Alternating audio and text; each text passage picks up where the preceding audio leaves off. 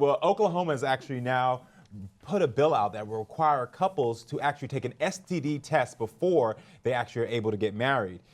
In the bill, Senate Bill 733, which is introduced by Oklahoma Senator Anthony Sykes, stipulates that the State Board of Health shall require a blood test for the discovery of syphilis and other communicable infection diseases prior to issuance of marriage license. Now, in order to obtain the license, the couple would need to submit a certificate or affidavit from the licensed physician that confirms neither of them are infected with the disease that may be communicable to the marriage partner. It's so great to see the people of Oklahoma and the legislature so concerned about health. That's great. I mean, this is the lamest thing I've ever heard in my life.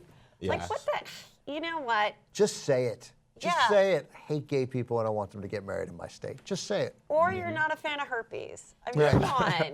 First of all, a lot of people have herpes. And I personally know a couple people and where the girls had the herpes and given birth twice and been with the guy for 15 years and he's never gotten it. Yeah. So, but she disclosed it before they knew. But that's just, again, an embarrassing thing. Like, now everybody at the courthouse, oh, hello, Susie, I didn't know you had the H. Like, what the hell? Like, this is horrible. Like, why does anyone need to know this? But nobody's, they don't care about herpes. Yeah. This is to keep gay people from getting married. This is the only thing they care about. They thinks they found a clever way to get around it. That's all. Yeah, no, normally I would be like, wait, well, that doesn't make any sense. Straight people have STDs just as much as gay people. But Ben is right, because they've also passed laws against gay marriage. It's never going to be allowed in Oklahoma, even though it's already not allowed. They've passed like double and triple laws saying, like, even if it's allowed everywhere else, this is going to be the one place where it's not allowed, et cetera. Right. And in their ignorant minds, they probably think that gay people have more STDs than straight people, and they're like, ha, we got them! Yeah. Right? Meanwhile, they're going to find out that their wife has the clap. Exactly.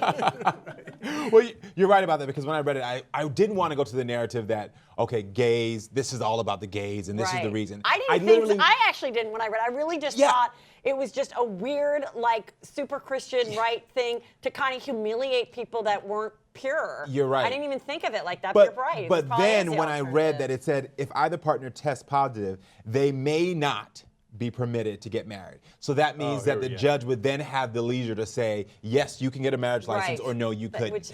And then that's where we're now getting into the dicey area, which if there's going to be this rule, then it should be for everyone. If you have a disease, then any of you can get married. But now that I can select who gets it, it's not real, and it'll never pass. And also here's a great way to get liberals to support it. They'll be like, okay, great, the state's going to pay for all the tests.